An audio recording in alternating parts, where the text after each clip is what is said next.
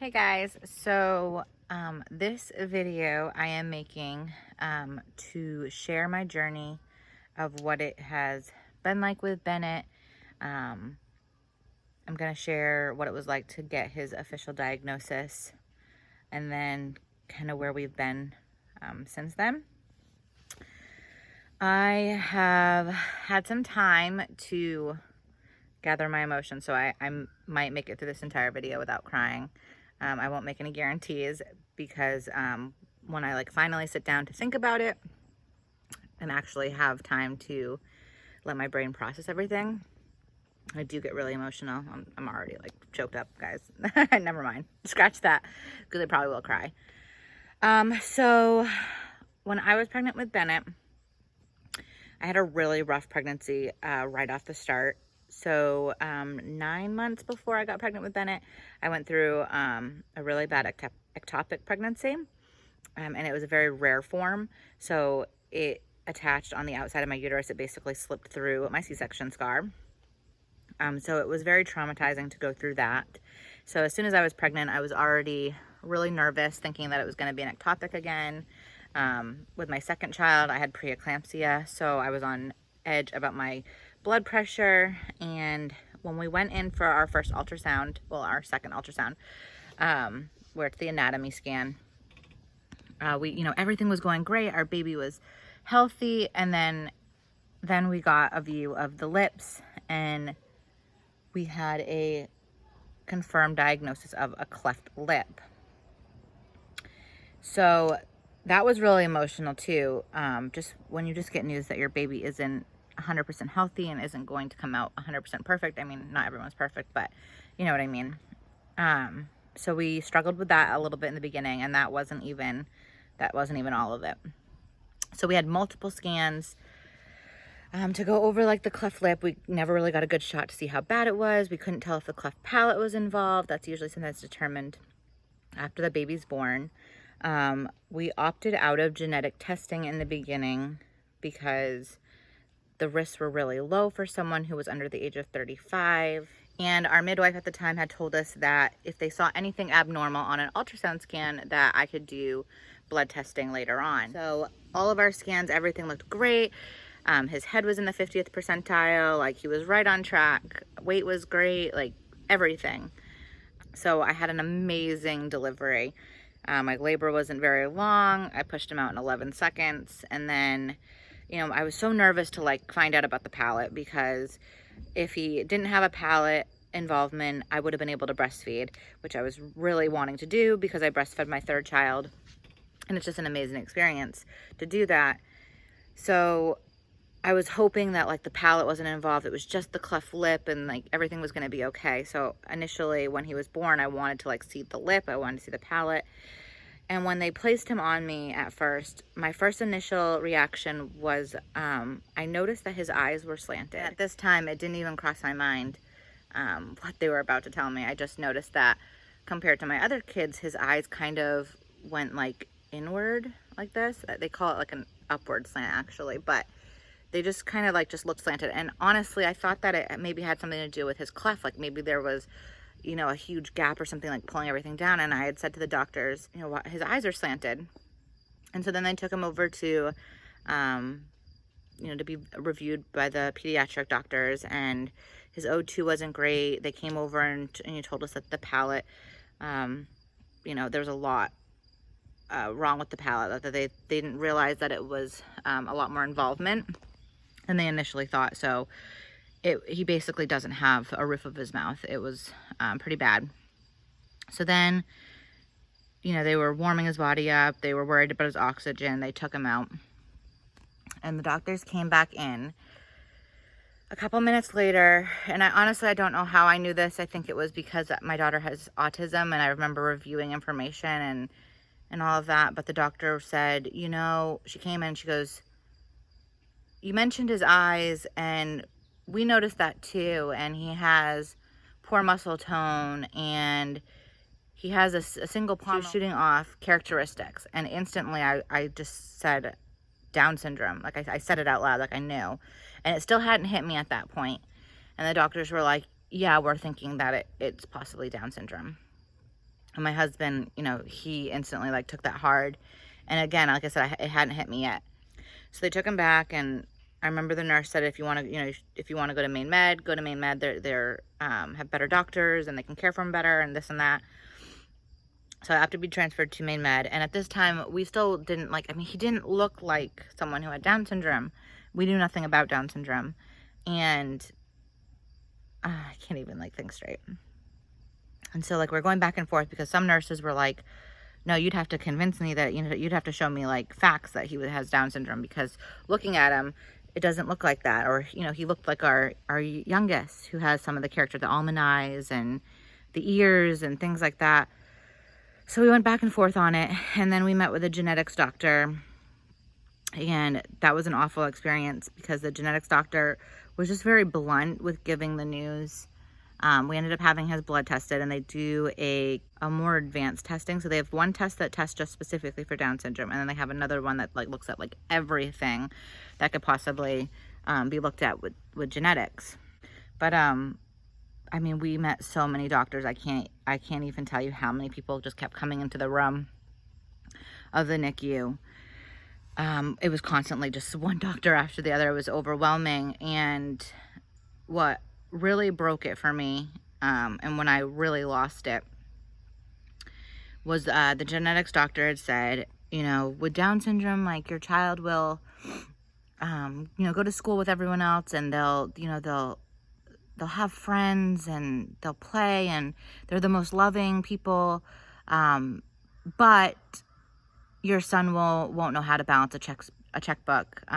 He'll never function in society. And as a parent, that is probably like one of the hardest things that you can ever hear. And luckily I've done a lot of research since then, because, sorry, those words like hit me hard, because I was strong up until that point. But you want the best for your children. You want them to be healthy, and you want them to do well. And like the way that the genetics doctor said that, it made me feel that like my child would never amount to anything, and that my child's going to grow up in a home.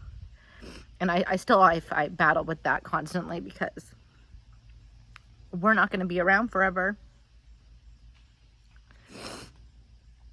And I do have 3 other children, but you know, you don't want to burden them with having to take care of, you know, a sick sibling or anything like that. So my biggest fear, and it's still my fear today, is, you know, when I die, you know, what happens to my child who can't take care of themselves. I've watched other videos. I've watched the show Born This Way, and I've you know, connected with other families who have children with Down syndrome. And, you know, they can succeed. They do things a little slower, and, you know, they may not be like, you know, me and you, but they, you know, the stuff you read online, like, says that they won't ever have a mentality greater than an 8-year-old, or they've got all of these medical diagnoses, which they do. And we've been battling with that because along with Down syndrome, they typically have heart problems, which he has a congenital heart defect. There's a load. It's so much to even take in. There's just so many things that they have to deal with. And it really stinks. I mean, right off the bat. And he's not only dealing with having Down syndrome and having the heart defect, but he also has the cleft lip and the cleft palate. He really just has to overcome a lot of things. But that is where we're at right now. That was kind of like the shocker. The emotions that I felt in that first week, I'm not going to lie, there were times that I questioned a lot of things. Like, I had things cross my mind where, you know, I had those thoughts of like, you know, I wish that, you know, he wouldn't have survived. And I hate that I even am saying that out loud, because it crossed my mind at the day, you know, day one. Why did God, you know, allow that type of thing? And then I went through periods. I was waking up at like 4 o'clock in the morning as I was pumping, which I'm not pumping anymore because it took too much out of me. But I was waking up at 4 o'clock in the morning, and I was just crying and crying and crying. and I couldn't stop. And there were moments that like I didn't even want to be alive. I just felt like the world was just crashing down on me, that I couldn't take anymore, because I already have a child with a disability. So I know how hard life is. And we've adjusted. We've made a new normal with Juliana, but it's not easy. It's not as easy as it is when you raise a normal child, as they would say. I'm now suffering with really bad anxiety and panic disorder and all of that fun stuff on top of it. And then the fact that he's still in the NICU. He's going to be 5 weeks old tomorrow, and we haven't been able to take him home, and the kids haven't met their brother, and you know, my mom and my husband's mom and his dad haven't had the chance to meet him. And we've been traveling an hour to the hospital every other day to visit with him. It's really hard on everyone. We have no idea when he's going to be out of the hospital. It doesn't seem like anytime soon. But like I said, I've slowly been accepting it, and I'm okay with it. I've slowly announced to people that he has Down syndrome. It's hard to like say sometimes, but like I said, I've been watching that show Born This Way. I've been reading a couple of books. I've been connecting with other families, and it makes me happy to see that, you know, they can lead normal lives. But then there are days that like I will say, you know, it sucks. It does suck, and I've learned that it's okay to say that it does suck. You know, it's not what we had planned for. And it feels like the life that we envisioned was just ripped away from us. It was the hardest thing. I still question why. Like, why? Just why? Why did God do this? Why, you know, our family, when we're already dealing with so much, why would you make Bennett suffer with everything that he's been handed to him? You know, he's not having an easy life right off the bat. And it's hard to see your baby struggle like that. But I want to document our journey. I want to show you, you know, every day. And then I'm just going to do the best for Bennett, and I'm going to give him everything that I possibly can. And I want to show other people, you know, what it's like to get a diagnosis like that, to let everyone know what they're probably going to feel right away, and that it does slowly get better. And I'm sure it's going to get even better along the road. And I just want to show, like, everyone else, like, you know, what to expect, because I had no idea. But yeah, so I'm gonna upload other videos of Bennett, and I'm gonna do that probably a couple times a week, because we usually have a lot to share.